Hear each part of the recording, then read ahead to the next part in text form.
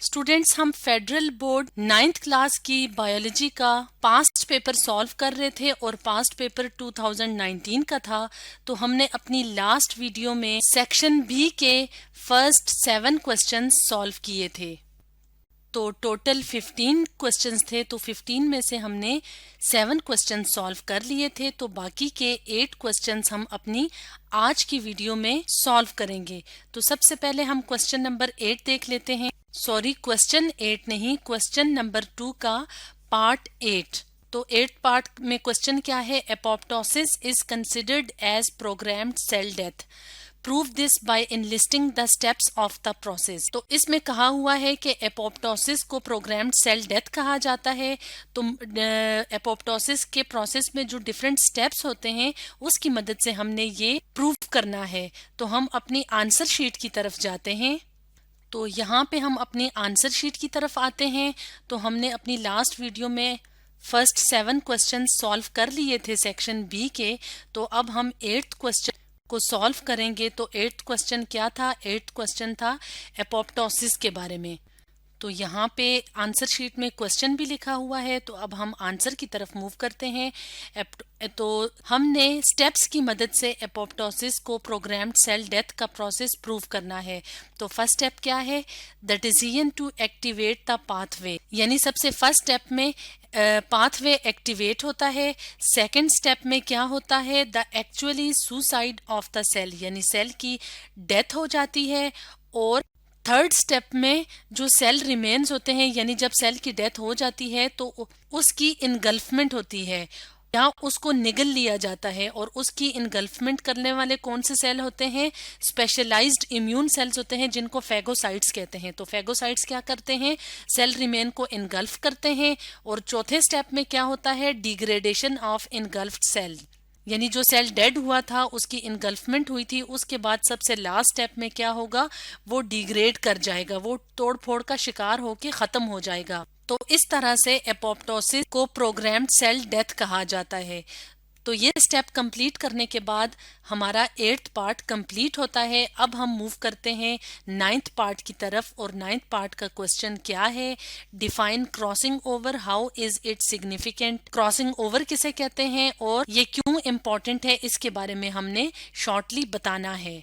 तो crossing over का process क्या होता है? क्रॉसिंग ओवर का प्रोसेस प्रोडक्शन ऑफ गैमीट्स के दौरान एक प्रोसेस होता है, जिसमें क्या होता है? क्रोमोसोम के सेगमेंट एक्सचेंज होते हैं। और कौन से क्रोमोसोम के सेगमेंट एक्सचेंज होते हैं?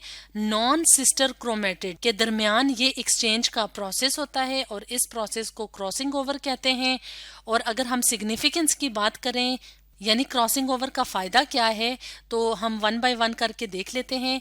This process provides N inexhaustible store of genetic variability in sexually reproducing organisms, यानी ऐसे ऑर्गेनिजम्स जिनमें सेक्सुअल रिप्रोडक्शन होती है तो उनमें जेनेटिक वेरिएबिलिटी मुसलसल होती रहती है। किसकी मदद से? क्रॉसिंग ओवर की मदद से। तो जेनेटिक मटेरियल का ये एक्सचेंज होना, यानी जिसे हम रिकॉम्बिनेशन भी कहते हैं, तो इस रिकॉम्बिनेशन के प्रोसेस को प्लांट और एनिमल ब्रीडर्स इस्तेमाल करते हैं। एक और सिग्निफिकेंस देख लेते हैं। तो क्रॉसिंग ओवर से न्यू कॉम्बिनेशन ऑफ जीन बनते हैं, जिसकी वजह से जो नए प्रोड्यूसिंग ऑर्गेनिजम्स होते हैं उनमें वेरिएशंस आती हैं। तो इस तरह से क्रॉसिंग ओवर को डिफाइन करके और इसके सिग्निफिकेंस लिख के हम अपने 9th पार्ट को कंप्लीट करते हैं।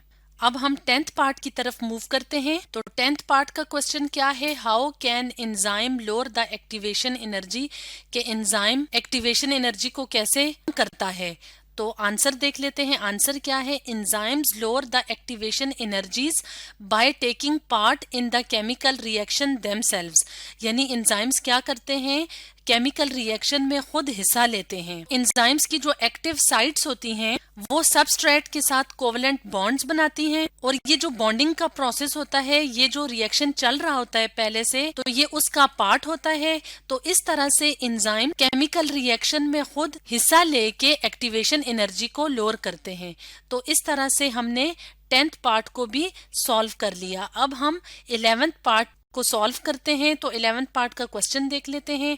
How does the structure of ATP reveal that it is the energy currency of the cell, कि एटीपी का जो स्ट्रक्चर होता है कैसे ये शो करता है कि एटीपी जो है वो एनर्जी करेंसी ऑफ सेल है। तो हम आंसर की तरफ मूव करते हैं। तो इसका आंसर क्या है? आंसर ये है कि एटीपी में 3 फॉस्फेट ग्रुप्स होते हैं। जैसे कि नाम से जाहिर है एडिनोसिन ट्राइफॉस्फेट, तो इस ट्राई का मतलब होता है 3। तो 3 फॉस्फेट ग्रुप्स हैं और 2 हाई एनर्जी बॉन्ड्स होते हैं। आउटर मोस्ट फॉस्फेट ग्रुप जो होता है उसका जो बॉन्ड होता है उसमें पोटेंशियल एनर्जी बहुत ज्यादा होती है और इस वजह से ये हाइड्रोलाइज कर सकता है, यानी कि ये जो बॉन्ड होता है ये स्प्लिट कर सकता है और जब ये स्प्लिट करता है तो बहुत ज्यादा एनर्जी रिलीज होती है।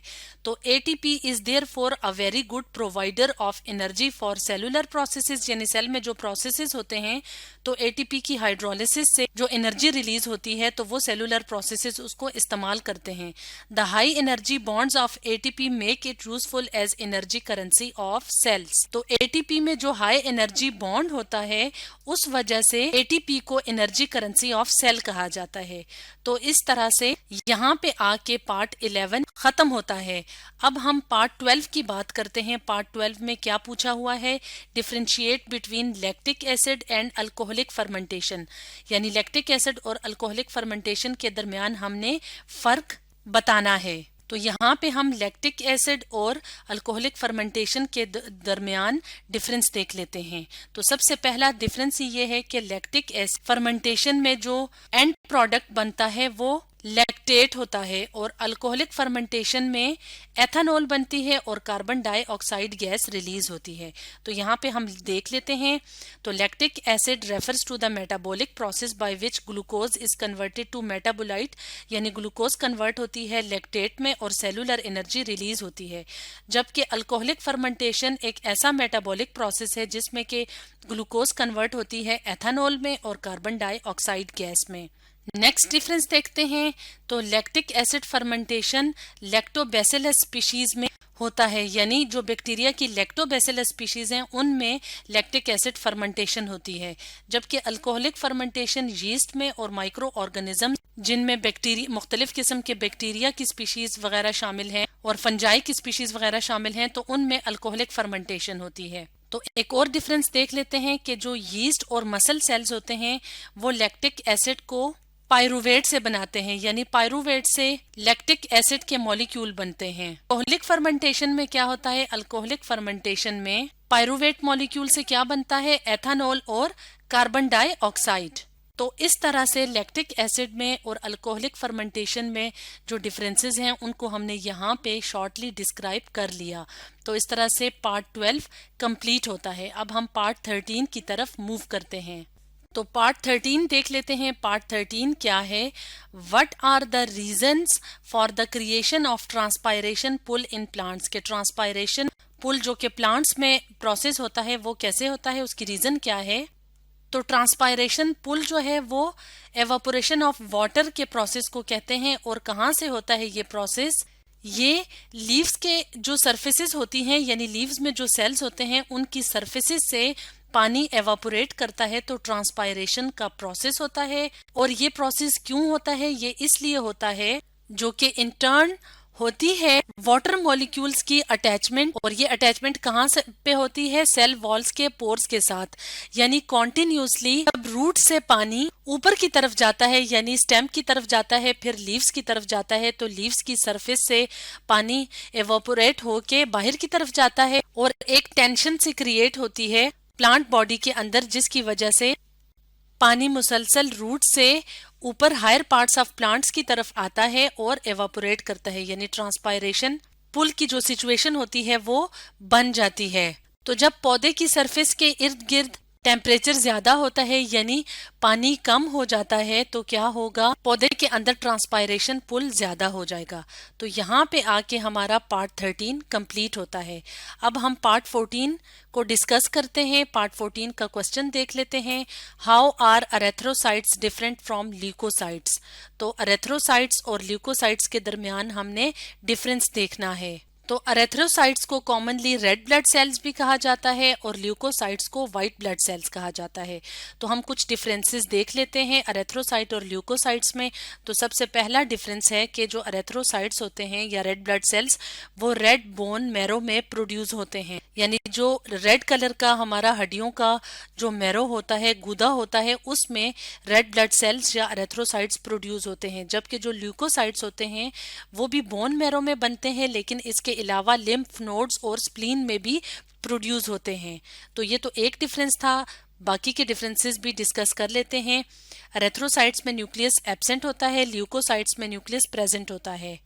तो हीमोग्लोबिन की प्रेजेंस की वजह से एरेथ्रोसाइट्स रेड इन कलर होते हैं, जबकि ल्यूकोसाइट्स जिन्हें व्हाइट ब्लड सेल्स कहा जाता है, इनमें कोई पिगमेंट नहीं होता, तो ये कलरलेस होते हैं। एक और डिफरेंस देख लेते हैं। तो ये कितने हैं, इनकी तादाद कितनी होती है एरेथ्रोसाइट्स की? 2 मिलियन सेल्स पर सेकंड, यानी हर सेकंड में 2 मिलियन सेल्स प्रोड्यूस होते हैं। जबकि ल्यूकोसाइट्स एरेथ्रोसाइट्स में के मुकाबले में कम होते हैं। तो एरेथ्रोसाइट्स का लाइफ स्पैन कितना है? 120 डेज, और इनका लाइफ स्पैन है 5 to 21 डेज, यानी 5 से लेके 21 डेज के दरमियान जो रेंज है वो ल्यूकोसाइट्स की लाइफ स्पैन है। तो इस तरह से हमने पार्ट 14 को सॉल्व किया। अब हम मूव करते हैं पार्ट 15 की तरफ। तो पार्ट 15 क्या है, हम क्वेश्चन देख लेते हैं। Right sources, functions and deficiency symptoms of vitamin A, यानी विटामिन ए के सोर्सेज क्या हैं, इनके फंक्शंस क्या हैं और इनके डेफिशिएंसी सिम्टम्स क्या हैं, ये हमने डिस्कस करने हैं।